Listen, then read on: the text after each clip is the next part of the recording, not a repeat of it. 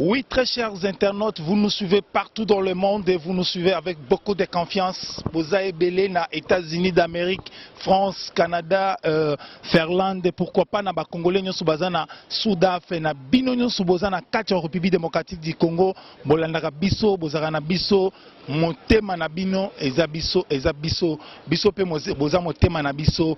Donc restez branchés bolanda lolenge nini. Makambo ekoleka na ouverture ya section extraordinaire oyo ezosalema na cadre ya kotia bureau ya sika bongona kokende na makambo etali contrôle parlementaire, pourquoi pas na kotala lolenge nini questeur adjoint ya bureau Mabunda abamanamaki na c'était section oyo traité ba matière wana donc matière msoko bakisama. Restez branchés, on se trouve après quelques questions quelques réactions ya ba député national. Merci.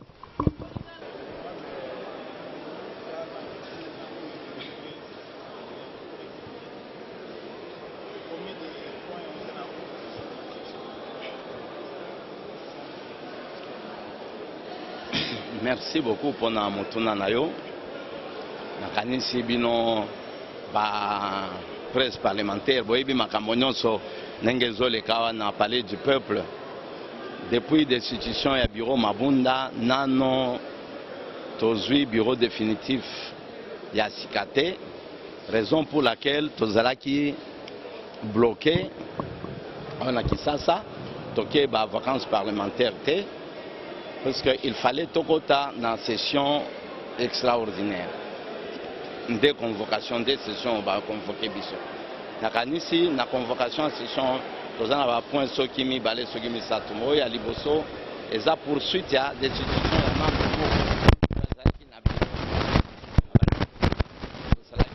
des institutions à bureau Mabunda.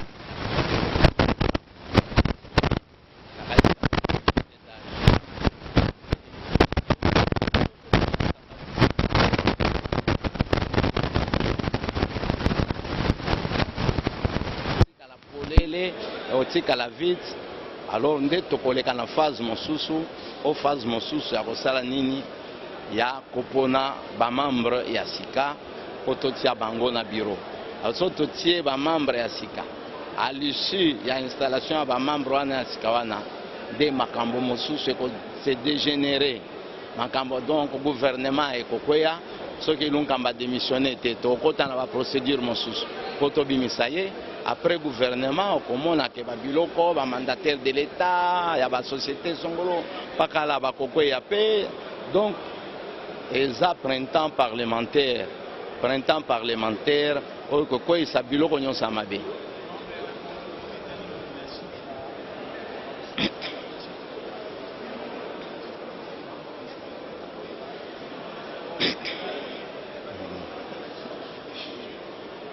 Omoni dans la République démocratique du Congo. La République démocratique du Congo, c'est-à-dire ceux qui balobi lelo bakolamba matembele. Ceux qui ont lié à matembele, te okolobate ngana koliate. Donc bato bazolo balo président sali eza droit na bango. Parce que la façon compréhension biso ba congolais biso ba congolais tozana système de compréhension mon côté. Donc ba système de compréhension ekeseni. Mais à mon avis, chef de l'État Azo sala mosala naye, ils ont un cadre à prérogative naye. Et puis ceux qui ont nommé Bati, Lingi Koloba a nommé Premier ministre. A nommé Premier ministre, c'était Mosala Bati va lobby bien as un informateur. Bati a sala mosala naye, yakoya ko vérifier. Est-ce que kuna na assemblée tendance ces nini? Est-ce que ba député bazaka kota FCC ou bien bakoti ngambo ya nini ya union sacrée? Akokende ko pesa ye. Mais makambo ko faire changer biloko wa na Congo eza installation ya bureau ya sika. Bureau ya sika ndeko dégénérer makambo. Puisque ce que changement est salamité awa. Donc na mosala o batazo sala eza mosala mo ozala zéro. Ah so to voter mais to zongi sika bato to lingaka te. Mais mosala bati ozala na tina te. Mais à Obatia Koya ndeko vérifier info tendance ces années président Namoni que tendance ces atels bato parti politique ba député Songolo Pakala ya ba provincial Namoni bazana tendance qui a union sacrée tout mais Namoni que côté FCC batikali ceux qui sont wana président ye peza opérateur politique ye pe na ba information en kozwa akoye ba makambo nini akoki kosala comment est-ce qu'on conjuguer na bato après la mise sur pied à gouvernement omoni donc président za na ba prérogative na ye tango nommé ba est-ce que privé bato kolia biloko biso ba congolais nde tozo interpréter mabe ba texte biso nde toponaka ba texte surtout biso ba politiciens pesa ka article moko pesa na ba politiciens sans revoir 100 versions différentes kaka ba texte juridique nakanisi totika président sala mosala na ye biso tozo sala mosala na biso mais makambo nyonso eko dépendre na bureau tokotia.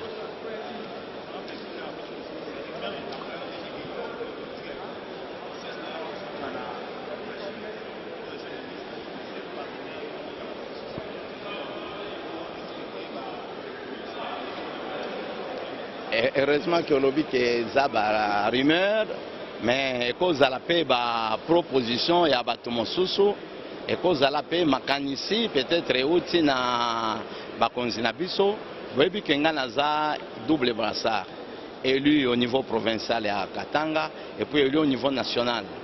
Donc, ceux qui connaissent la Katanga, tout le monde que ba député na biso balingi ba corrompre bango bien ba concéder na ndenge ba sedaki oya makambo ya ba sénateur na koti ko interrompre mandat na ngawa na ke kuna na sali même 5 mois 6 mois to ke ko changer ba makambo to changer mais so ba proposer ngana ko mata gouverneur na ko boya te na za lokola soldat eza transfert za mercato na kende ko sala peut-être parmi vous na ko za ba conseiller chargé à presse bakolandanga pe kuna na Katanga donc ezaka mosala ya peuple donc surtout constater que bato baza sérieux baninga na biso bakotenir bakolanda bakobeta ndembo na nde tozobeta au niveau national nakanisi tokozala pe ka na bino mais s'il faut basenga moi renfort tokende kuna na mopepe na printemps ya mopepe ya printemps parlementaire tokende kokotisa ngo ka na Katanga po tobongisa makambo kuna na Katanga. Merci.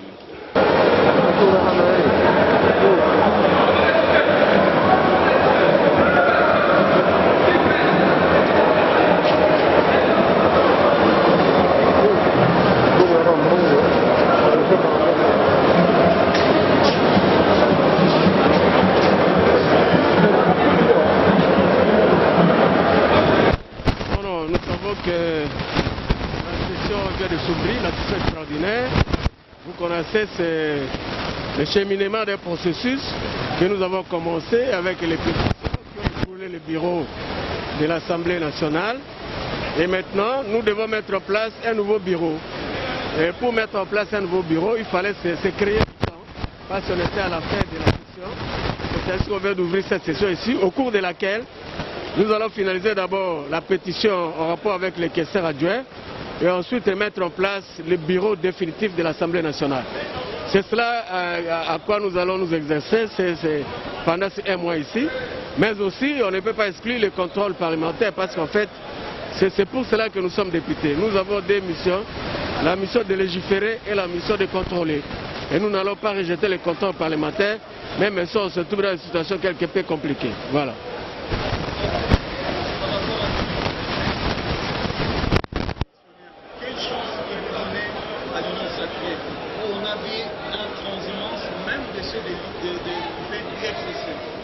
Bon, moi je n'aime pas trop le concept de transhumance parce qu'on parle de transhumance lorsqu'il s'agit des bêtes, de l'élevage. Mais ce sont les hommes et les hommes politiques qui ont toute leur conscience et qui ont estimé qu'il fallait travailler pour l'intérêt du peuple. En tout cas, si travailler pour l'intérêt du peuple constitue une transhumance, alors j'accepte le concept. Maintenant, nous sommes là pour aider la population à se retrouver. Et nous devons aussi aider le chef de l'État à avoir les moyens de sa politique pour qu'il puisse aller de l'avant et que le pays soit boosté. C'est à moi de vous remercier. Oui, bien, constitution des autres, les autres, tu n'as pas de Bamakambouane. Anthony Mbingo, question. Ouverture ya session salama. Nini peuple congolais a cause de peuple a choisi le bureau Moussous, bureau de l'Assemblée nationale. Peuple, le qu'on appelle informateur Azali. Donc c'est le contrôle parlementaire. Toye ba FCC tango za kana ko diriger assemblée ba diriger kandenge nini. Est-ce qu'ils ont bien géré l'Assemblée nationale? Parce qu'il ne faut pas, ça ne sert à rien qu'on fasse sa leçon. Tokoye banangene mabunda na bureau na eba gérer kimbongo ya peuple là-haut. Deuxièmement, ça le contrôle parlementaire. Mokonzi Mboka comme président de l'Union africaine en 2000 en février. J'estime à comme président de l'Union africaine na Ilunga Ilunkamba premier ministre était. Ce que Azo Kabino a démissionné na il est puisque Tokolongolaye. Tokolongolaye pour faute grave et pour incompétence notoire. Vous confirmez que non, il y a la motion essentielle déjà en cours. Et elle est en cours, ça sera déposé incessamment. Toko signé encore, toko déposé encore. J'espère que Ndenga Yoki va ouvrir session. A démissionné na libéla pour éviter ma cambo ya ridicule. Azali mukolo, azali poso lokolo ngai, malamu ko se respecter lokolo banunda bululu a démissionné alanda ka batambourinaire ya PPRD wanate. Na baturifere ya PPRD ba ebise ba do ba ko kolongate il fallait une ordonnance contresignée par le premier ministre. Ordonnance est bien pour signer a co signer les sous ordonnance a co contresigner les sous ordonnance ya président Félix Tshisekedi. Sornaye et Zali scellé. Le premier ministre Ilunga Ilunkamba ne va plus contresigner une ordonnance du chef de l'État parce qu'il va partir. Prof, moi, effectivement, mon opinion publique, est-ce que section Nabiron d'âge, est-ce qu'ils ont la capacité à contrôle parlementaire, à traiter matière, soit pour botia bureau définitif? Na contrôle parlementaire, arrêt à cour constitutionnelle. Attends, la constitution, tu as na organe moko ba bengi cour constitutionnelle. Yende a pesa ka dernier mona makambo comme constitution.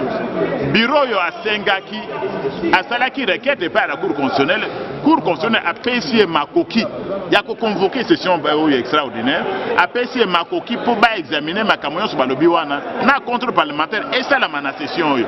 Donc cour constitutionnelle arène yango a payé bango pouvoir wana yango nde to adopter yango nde bazu décision wana. Attendez votre mot.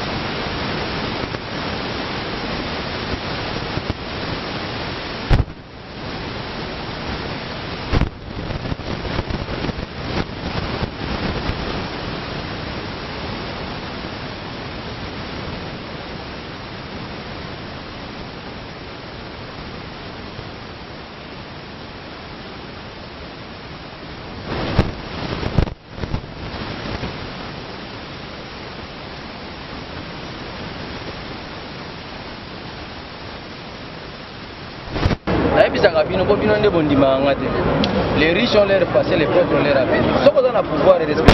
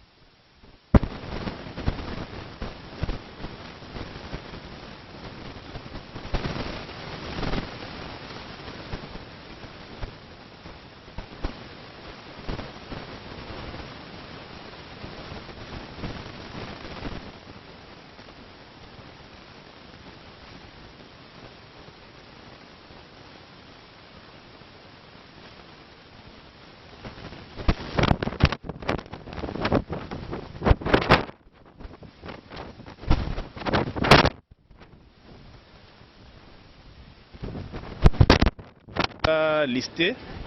Et ce qui est important pour nous aujourd'hui, c'est d'élire le bureau provisoire. Et s'il y a d'autres matières, je pense que l'Assemblée pourra les traiter. Le plus important, comme je l'ai toujours dit, il faudrait que les animateurs des institutions travaillent en harmonie et en cohésion. Et là, j'ai suivi le discours du président du bureau d'âge qui a appelé à la plénière, qui a souhaité que l'Assemblée puisse soutenir le chef de l'État, le gouvernement et les autres institutions. C'est une posture, à mon sens, qui est républicaine et le tout, c'est l'intérêt de la population. Voilà. Voyez-vous la réaction qui s'est produite tout à l'heure là, au soir, de Manara Didier? Qu'est-ce que vous pouvez dire? Elle est certes regrettable, mais bon, c'est son droit. J'ai toujours dit la violence, peu importe la motivation, elle n'est pas à encourager. Donc je ne peux pas encourager une violence, peu importe la motivation. Cette session, c'est beaucoup plus de danger politique. Qu'est-ce que vous pensez aujourd'hui par rapport à l'Union sacrée partira de votre côté, vous de l'Union sacrée? L'Union sacrée, c'est...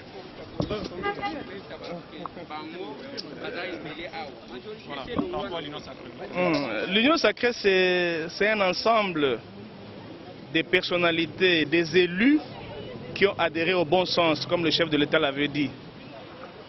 Les conflits ne profitent pas à la population. Et le bras de fer ne profite pas à la population. Qui a proposé un programme aux Congolais et les Congolais ont accepté, c'est le chef de l'État. Nous autres, les députés, nous nous sommes adressés devant nos circonscriptions réduites. Mais la seule personne qui avait un programme, une vision qui a proposé à tous les Congolais, c'est le chef de l'État. L'empêcher de réaliser la vision qu'il a promis aux Congolais, c'est aller en rencontre de la population. C'est pourquoi moi personnellement, et c'est le cas de presque toute la majorité de l'Union sacrée, avons décidé d'accompagner le chef de l'État pour qu'il réalise la vision pour laquelle le peuple l'a élu comme chef de l'État. Je pense que de ce point de vue, il n'y a pas de débat. Mafuta sera candidat? Nous sommes dans une structure avec des collègues, nous sommes en train de discuter. Mais ce qui est important, c'est que le changement arrive, que le Congolais ordinaire trouve qu'il y a eu changement depuis que nous nous sommes mis d'accord pour soutenir la vision du chef de l'État. Merci beaucoup. Merci. Donc ils ont des problèmes de texte. J'ai vu même leur déclaration du dimanche. Et c'est catastrophique. Lorsqu'ils parlent des groupes parlementaires qui sont construits pour toute la durée, on ne peut pas changer, mais c'est l'ignorance totale du règlement intérieur de l'Assemblée nationale. En même temps, on a prévu aussi l'examen d'une loi de ratification. Ça, ce n'est pas prévu par l'arrêt de la Cour. Mais l'Assemblée a ces matières. Dans tous les cas, je ne veux pas discuter avec les FCC. Le problème avec eux, quand ils disent on veut la Constitution, ils ne vont jamais à la Cour constitutionnelle. Vous avez déjà entendu le PPRD qui va en action à la Cour? Non. S'ils ont des problèmes avec l'arrêt, qu'ils aient à la Cour constitutionnelle. C'est si simple. Donc le droit constitutionnel ne s'apprend pas par des réseaux sociaux ou par de communication quand vous êtes en Bois-la-Loge ou quand vous êtes à Safari Beach ou quand vous êtes dans la ferme de Kingakati. Là, on ne fait pas le droit. Vous avez un problème de droit, allez à la Cour qui va vous donner le droit. Et le FCC, le PPRD justement, nous a habitués à des déclarations fantasmagoriques qui ne donnent rien, qui n'ont rien à voir avec les textes de la loi. Merci. Bandit session extraordinaire. Donc on a un bureau en place, donc on ratifié une loi, et puis donc on peut essayer le camarade. Au moins il y a le contrôle parlementaire. Donc il y a les mouton sous-sauté, donc il y a le camba à Kokoya. Chers internautes, c'est avec beaucoup de plaisir en direct. Il y a Palais du Peuple, Bouti Kolanda, réaction, il y a des députés qui ont participé à la ouverture de la section parlementaire, il y a des section extraordinaire, qui ont traité matière, il y a des réactions. Bouti comprendre ndenge ba député national ba lobby section ils allaient plus beaucoup na makambo itali traitement il y a likambo itali Kester adjoint oyo bongo bureau oyo alongwaki na bureau mabunda te ba kolobela bongo mingi pebo makambo itali contrôle parlementaire pour Cour constitutionnelle a pesi ningisa wana na bureau d'âge et ça la contrôle parlementaire yango ba député ba koloba ba lobby il faut tuer bandenge nini mabunda asalaki musala ndenge nini ba institution à l'état et gérer misolo na un mois oyo po moyibi ekosala mepe dans un mois oyo quoi ici République. Donc très chers internautes, à vous tous qui nous suivez partout dans le monde de Bolandi, le Lengani ni pas fumbat a expliqué makambo itali bongo constitution Bolandi di susu gima tondo azali bongo Elia Chikapa na Kasai ndenga expliqué likamune ya likambo oyo et collègue na section extraordinaire. Donc vous nous suivez partout dans le monde et je dis grand merci na bañoso bazala branché connecté na chaîne partenaire na émission Nabino qui demande le peuple. Et je dis grand merci na maman Jemima Kalonji depuis les États-Unis d'Amérique. On vous appelle à JMK Lincoln depuis Dallas. Je dis grand merci na sponsor numéro 1 il y a Bisso na émission qui demande le peuple Congo. Sponsor numéro Willy comme depuis les États-Unis d'Amérique ensemble avec sa famille. Je dis grand merci na bañoso bazala branché tout pesili sous mbote ba sentiment na biso na réalisateur na biso na cameraman na biso mwana mukie donc Thierry Kabamba donc mwana mukie na ngenge nae pona musala ko sala vraiment merci tokutani na section izo ya liboso donc bolandaki pe lisusu honorable Killer ndenga expliquaki biso na mainyoso ekoleka na kati ya section extraordinaire donc gana bino soki nzamba zongi te tozala kaka merci.